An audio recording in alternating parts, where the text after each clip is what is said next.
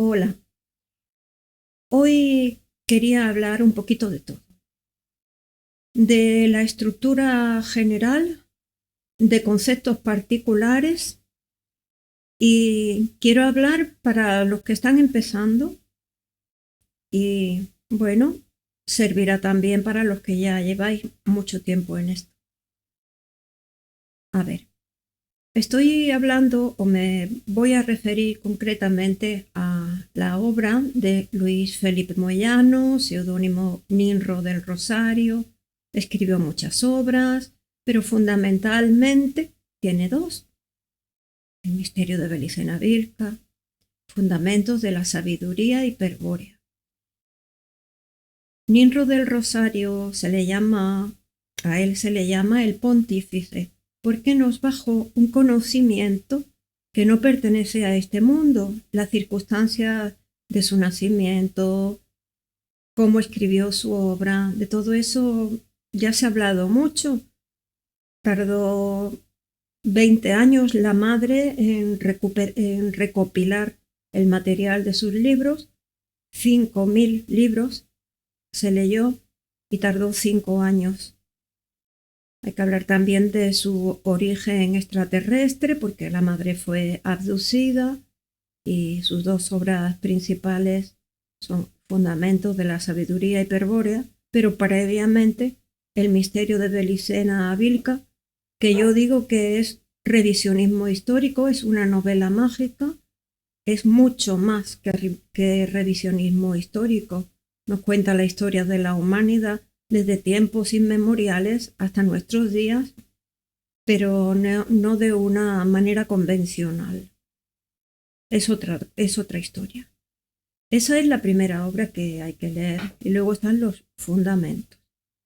Entonces, como sabéis, hace años yo ya hice resúmenes del misterio de Belicena Vilca, lo tenéis en el canal, y actualmente me encuentro desarrollando los fundamentos de la sabiduría hiperbórea, libro muy difícil, muy complicado de entender, de asimilar, y aquí lo que se dice es entender o comprender y aceptar.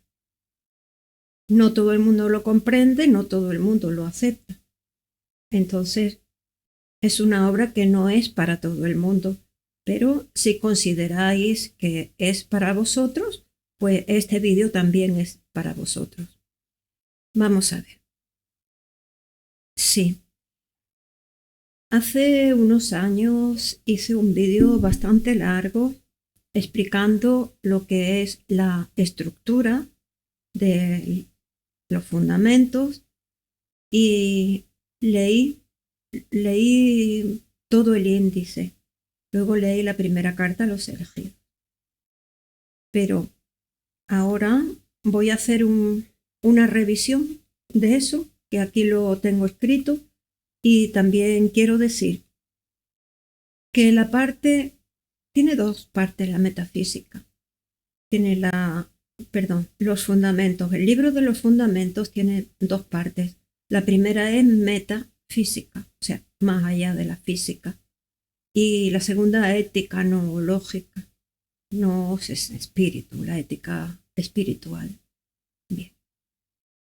Antiguamente, cuando existía la orden, la información a los que se iban a iniciar se les iba dando poquito a poco por tomos.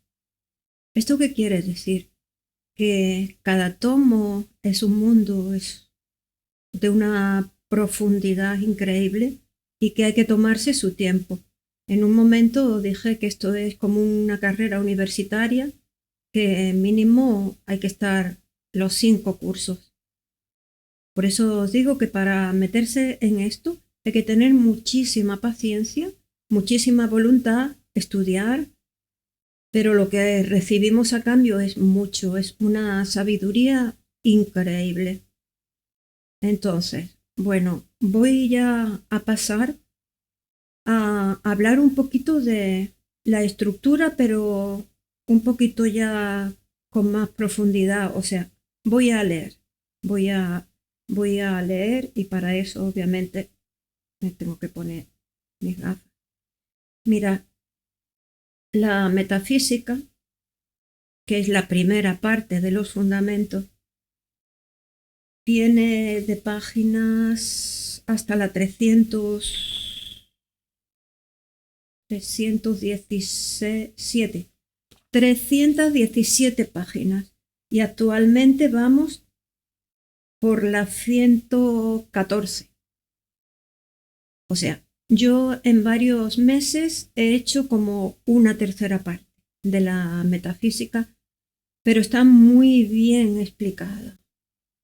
Fijaos, si para 114 páginas llevo meses, no sé cuántos meses, porque no controlo el tiempo.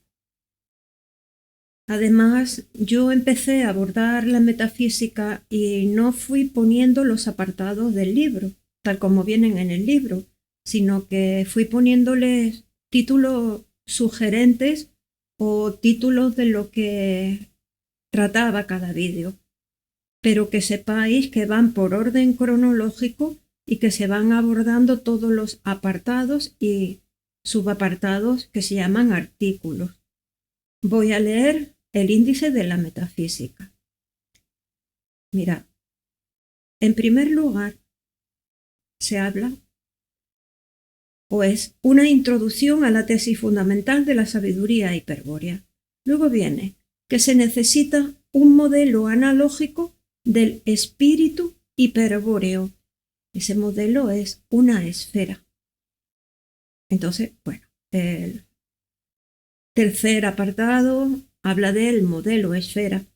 Habla de cómo penetraron los espíritus en el universo.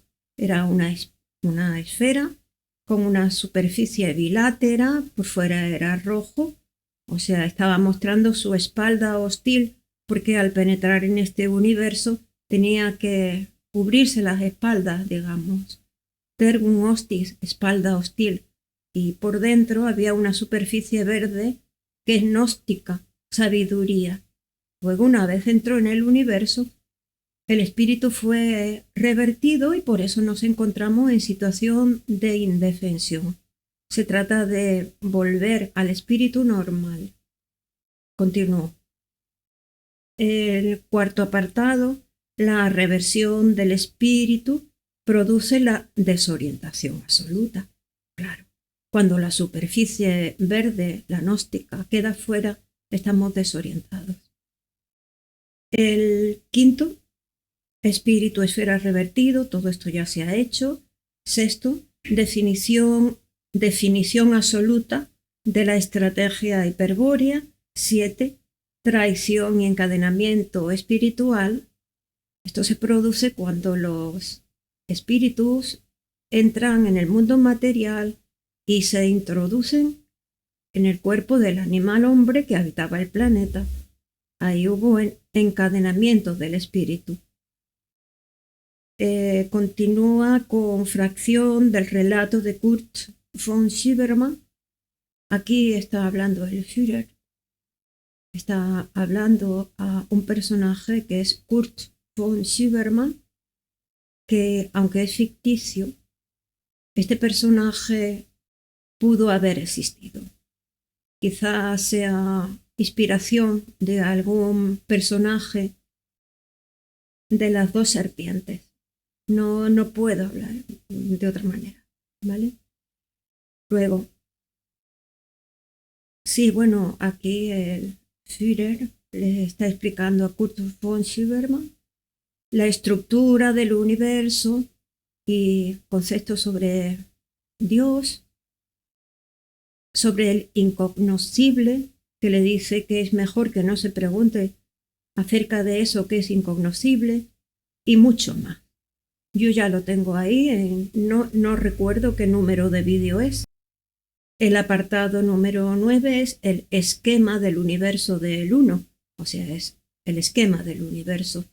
Está el macrocosmos, donde está el demiurgo, plano arquetípico, donde están los arquetipos universales, el plano material dentro, Todo eso se explica ahí. Luego viene la falsa inferioridad del hombre frente al universo. Luego el apartado siguiente, finalidad y la suprafinalidad. O sea, la finalidad que tiene el demiurgo hacia nosotros. O sea, para llevarnos a su terreno. Luego, la sistemática de círculos excéntricos quiere decir que el modelo de la esfera ya no nos sirve a partir de ahora, porque va a hablar del espíritu. Y para eso se necesita cambiar de modelo. Son círculos que son excéntricos, uno contiene a otro, es otro modelo, ¿vale? Luego habla de la estructura psíquica del animal, hombre o pasú. Bueno, esto ya lo hemos visto, hemos hablado muchísimo. Está la esfera sensorial, que envuelve a lo que es la estructura psíquica propiamente dicha, esfera afectiva y racional, abajo, la esfera de preconciencia, porque el animal hombre no había desarrollado la conciencia, y esas tres esferas son la estructura psíquica. La esfera de conciencia tiene la esfera de luz, abajo la esfera de sombra, y la esfera de sombra es la que está intersectando con la estructura psíquica propiamente dicha. El pasar a la esfera de luz es pasar a ser ya otra cosa. Viria. A ver, luego viene memoria arquetípica y razón. ¿Qué es la memoria arquetípica? En nuestro cerebro es memoria de los arquetipos que están en el plano arquetípico, están replicados en nuestra memoria, y eso se llama memoria arquetípica. Luego viene el apartado funcionamiento de la estructura cultural del pasú, que es muy largo, tiene artículos, se habla del modelo estructural, nudos y enlaces, de la estructura cultural. No voy a hablar nada de esto, es que así no terminaría. La estructura cultural como memoria, bien, la estructura cultural como memoria es porque ahí se forman los conceptos. En la estructura cultural, digamos que artificialmente se divide nuestro cerebro en una serie de estructuras. Hemos dicho que está la esfera racional y la afectiva. La intersección que queda en medio, la parte de arriba, es la estructura cultural, y ahí se van formando los conceptos de cosas que ya hemos visto en el mundo y actualizado. Ya las conocemos y se van estructurando como una memoria en la estructura cultural, y a eso se le llama memoria conceptual. Continúo. Luego viene la estructura cultural como memoria, principios y relaciones como sistema. Bueno, he hablado mucho de lo que es un sistema y lo que es una estructura. Una estructura y un sistema vienen a coincidir, a ser lo mismo. Lo que pasa que un sistema se refiere a algo que se activa cuando se utiliza dentro de una estructura. Ya de esto he hablado largo y tendido. Luego viene el pensamiento racional del pasú, significación y designio, demiúrgico, palabra y designio, lenguajes racionales, que es un lenguaje racional, cómo se expresa fuera el significado del ente. Claro, porque aquí se está hablando que el demiurgo no solamente quiere que pensemos y aprendamos a hablar, sino que lancemos afuera la voz. Así es como estamos poniendo sentido en su mundo y admirándolo con la expresión. Luego viene que es un hecho cultural. Bien, todo eso era un apartado. Luego viene ya otro apartado que es el funcionamiento de la esfera de conciencia del pasú. Y aquí es donde estamos. En este apartado hablamos de objetivo microcósmico de la finalidad la facultad traductiva, hablamos del esquema de sí mismo. ¿Qué es el esquema de sí mismo? Pues cuando los conceptos de la estructura cultural emergen hacia la esfera de conciencia, se va formando otra memoria que se llama memoria representativa, que es el esquema de sí mismo, que es lo que cada uno se va formando, la idea que cada uno se va formando de lo que es. Y eso además es la conciencia. La conciencia es la historia que cada uno se forma de sí mismo y además, según esa historia, percibe el mundo. Por eso, unos piensan de una manera y otros de otra. Unos opinan acerca de algo de una manera determinada y otros de otra manera determinada. Luego hablamos, lo que estoy mencionando son artículos dentro del apartado funcionamiento de la esfera de conciencia del Pasú. Son artículos subapartados. Luego hablamos, después de hablar del esquema de sí mismo, hablamos de la expresión energética del pensamiento del Pasú. Dijimos que la esfera de conciencia es energía, al igual que todas las estructuras del cerebro. Toda la estructura psíquica, todas las esferas son de energía, pero luego se dice que más específicamente la esfera de conciencia. Luego hablamos del objetivo, no, de aquí ya no hemos hablado. Esto será de lo próximo que hablaremos. El objetivo microcósmico de la finalidad requiere la metempsicosis. Eso será lo próximo que hablemos de metafísica, que en la metempsicosis es la reencarnación en términos de Platón. Metempsicosis significa transmigración de las almas de un cuerpo a otro. Y entonces aquí lo que está diciendo es que el objetivo de la finalidad, ¿cuál es? Que se cumpla la entelequia. Entelequia significa finalidad. Para que se cumpla la finalidad, que es la evolución del alma, hace falta muchas encarnaciones, es decir, metempsicosis. Ya os voy adelantando lo que viene a continuación. Bueno, pues ahí nos hemos quedado. No voy a seguir ya con el índice de la metafísica, porque a donde yo quería llegar es que aquí donde nos hemos quedado de la metafísica coincide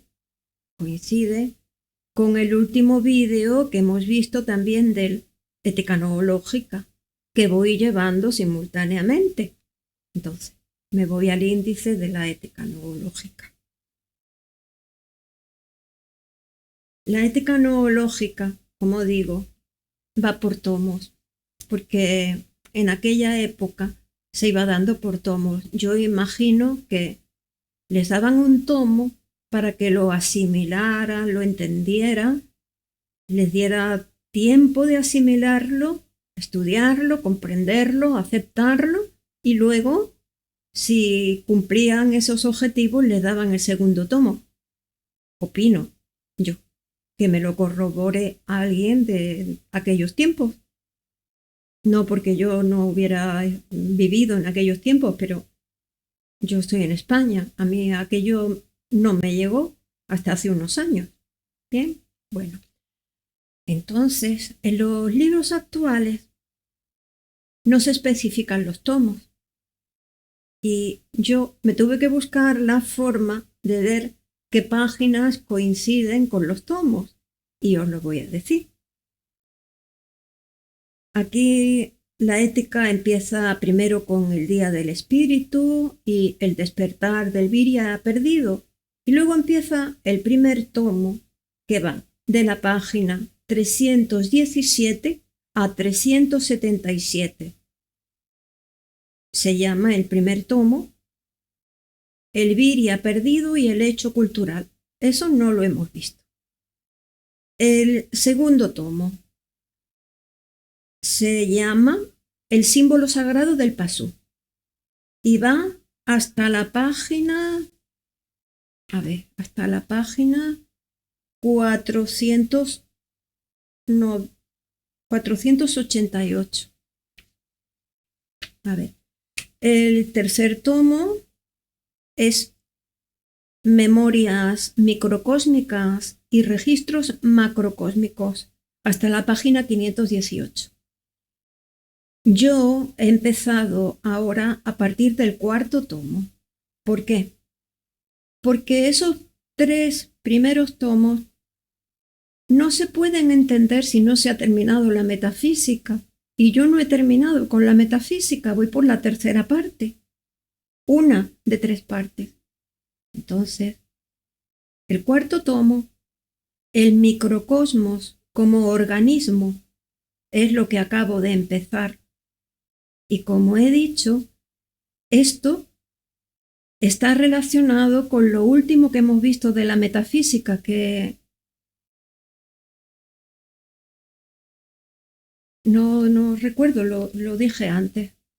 A ver, a donde quiero llegar es que voy a explicar 3 o 4 conceptos que son imprescindibles para que podáis entender los 2 últimos vídeos, tanto el de metafísica último como el de ética noológica juntos, como el de ética noológica. Tengo muchas cosas en la cabeza, así que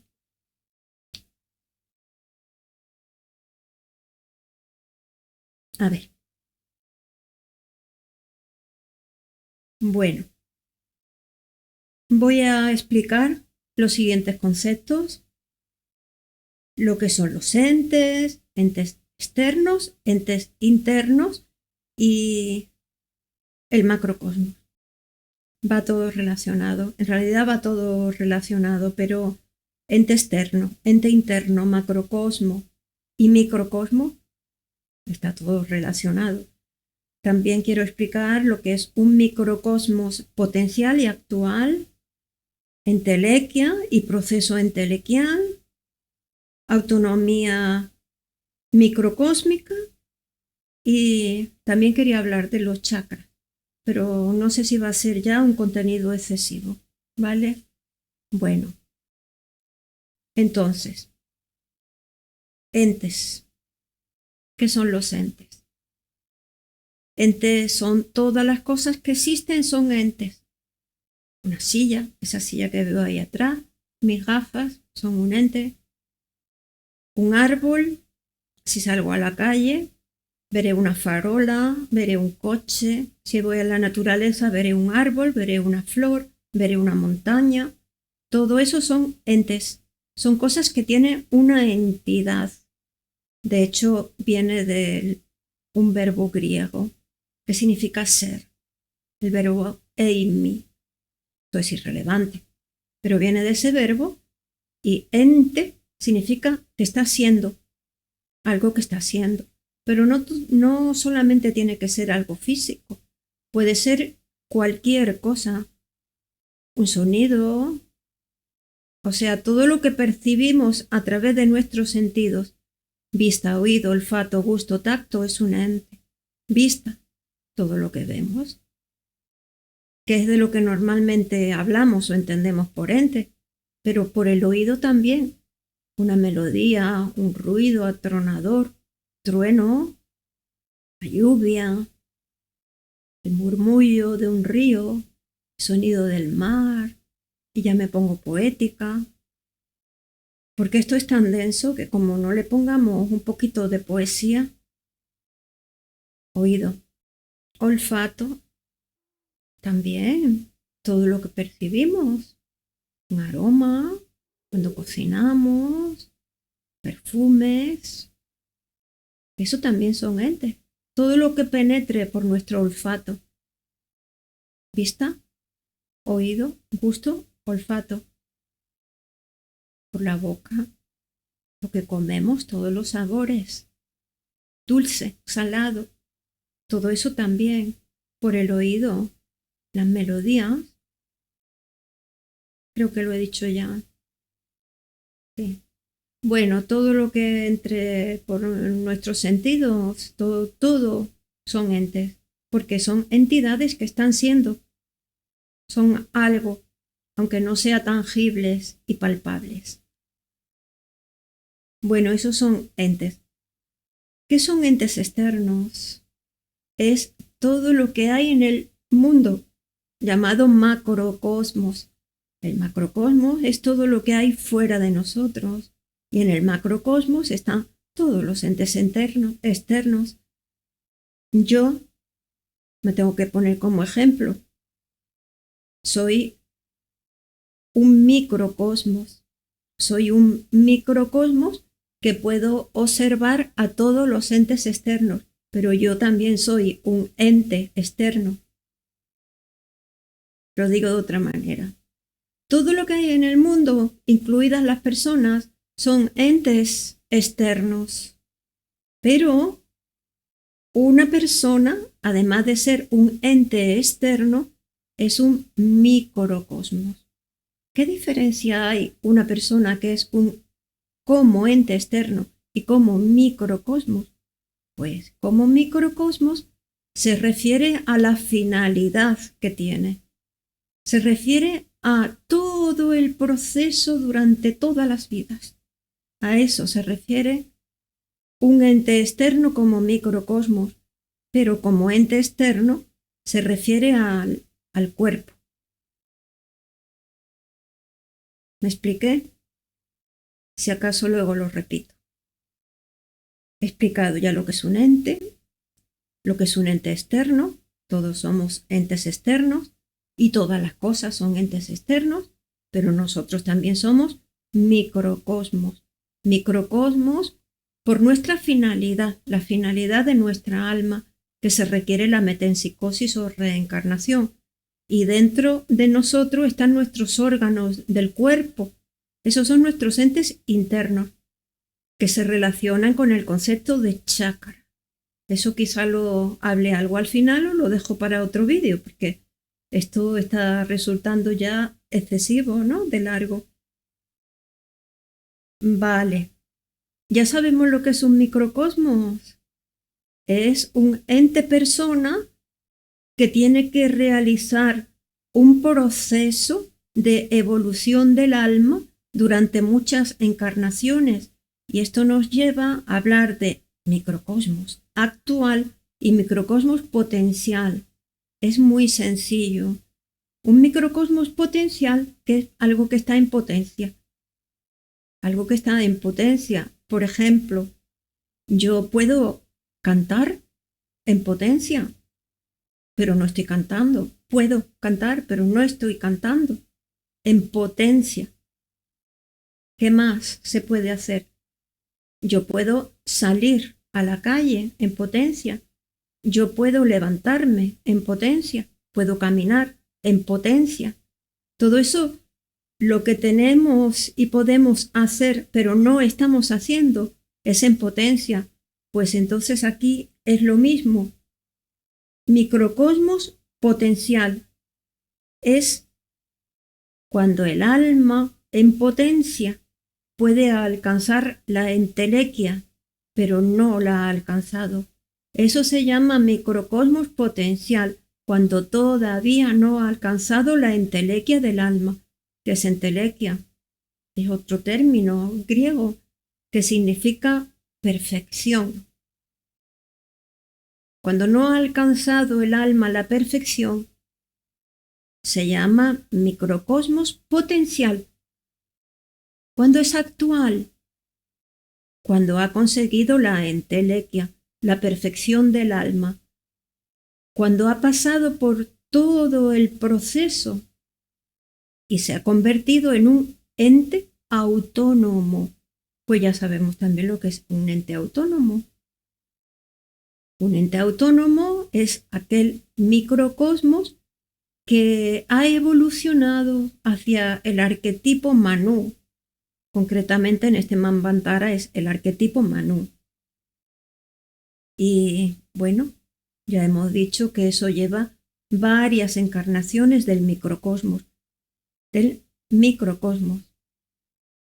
El microcosmos como ente externo, no, porque solamente como ente externo se refiere al cuerpo y a los órganos que están relacionados con los chakras. En los chakras están nuestras vidas pasadas. Y los órganos, ¿cómo lo podría decir? Los órganos nuestros tienen unas matrices que en futuras encarnaciones sirven también de matriz para los nuevos órganos de la otra vida. No es sencillo hablar de todo esto, no es sencillo, pero estoy tratando de dar nociones generales con toda mi buena voluntad de ayudar a entender.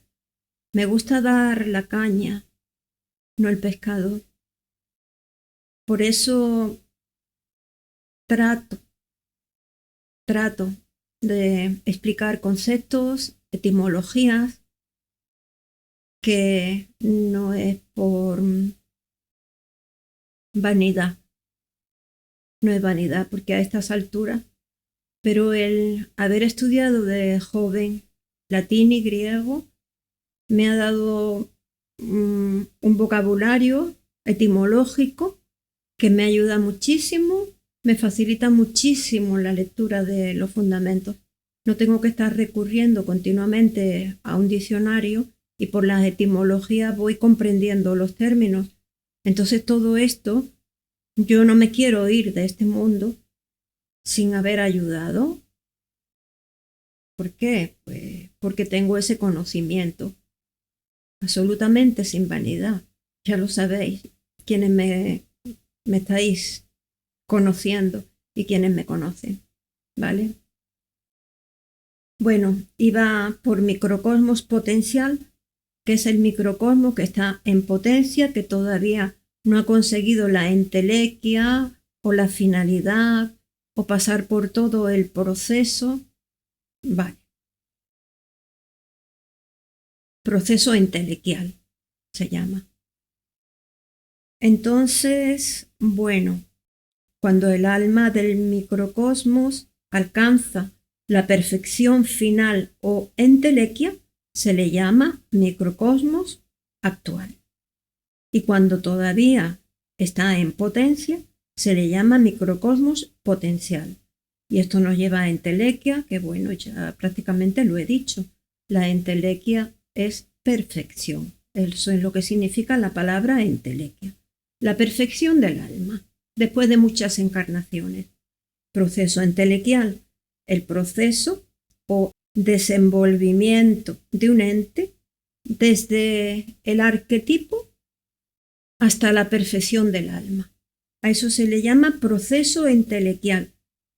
Proceso o desenvolvimiento de un ente desde el arquetipo universal que va evolucionando hasta alcanzar su entelequia o perfección final. Eso se le llama el proceso entelequial. ¿Qué más? Autonomía microcósmica. Cuando se ha logrado la perfección, la entelequia. Autonomía del microcosmos. Se convierte en un ente autónomo. ¿Y qué significa autónomo? Ahí también tengo que recurrir al griego. Autos, automático, autonomía, poder valerse por uno mismo, ser independientes unos de otros.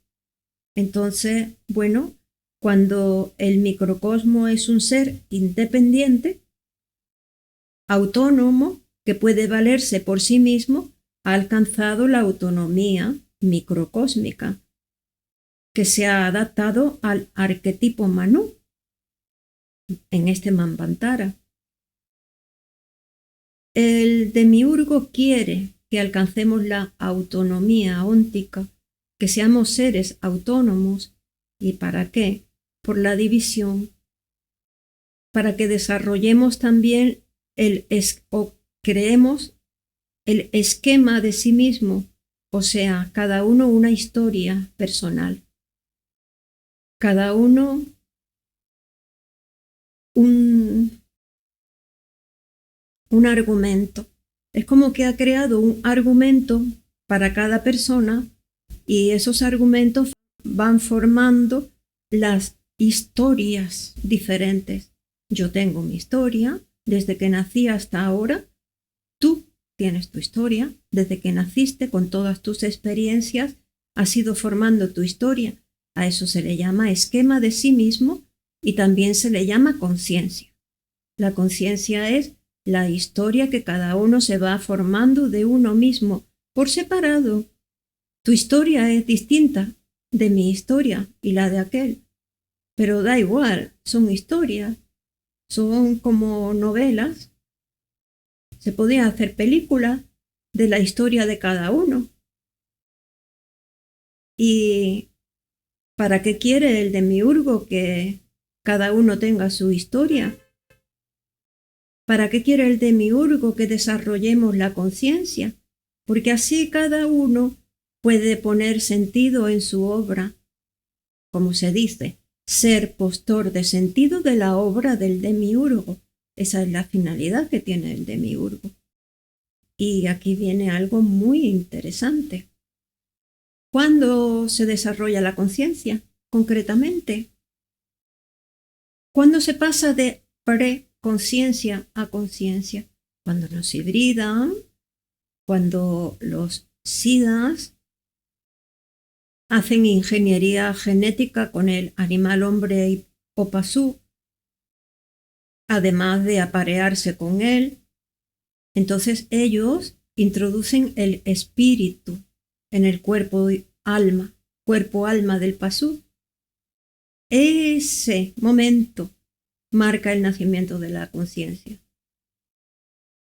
Entonces, es de suponer que ahí tuvo que haber un pacto entre los siddhas, estos extraterrestres con espíritus venidos de otro universo.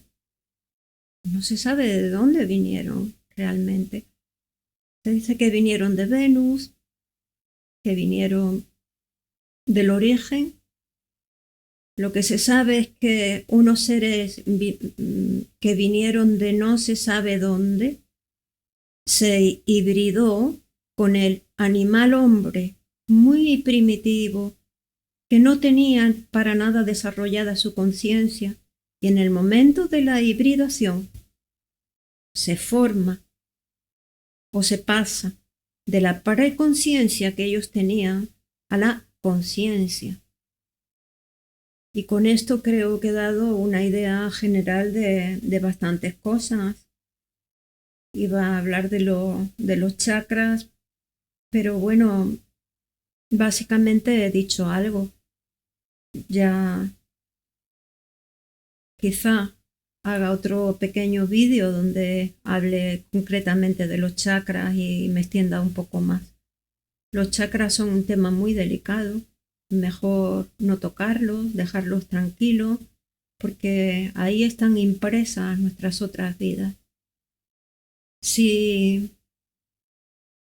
tocamos los chakras o hacemos algo extraño con los chakras o los despertamos, íbamos a tener conciencia de muchas vidas o de otras vidas, nos volveríamos locos. Entonces, es un tema delicado. Y hay que profundizar mucho en ese tema y se va a hacer en los próximos vídeos porque vamos a hablar del alma. A partir de ahora en metafísica vamos a hablar del alma y me parece que aquí ya lo voy a dejar, ¿vale? Os animo a comenzar la lectura a los nuevos. ¿Qué orden hay que seguir? Podéis empezar por el misterio de Belicena Vilca que hice hace varios años. Yo he hecho resúmenes. Además he puesto glosarios.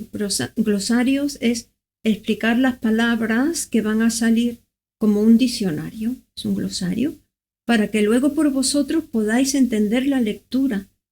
O sea, a mí me gusta dar la caña para que luego cada uno de vosotros interprete y haga el trabajo. Yo no voy a dar interpretación de nada. No soy pontífice, yo no soy la pontífice que ha bajado un conocimiento a este mundo. No, yo estoy tratando de acercar esta obra de este gran ni hombre, voy a decir, superhombre, superdotado, que cuando terminó la obra desapareció. Lo cuenta su madre en las cartas.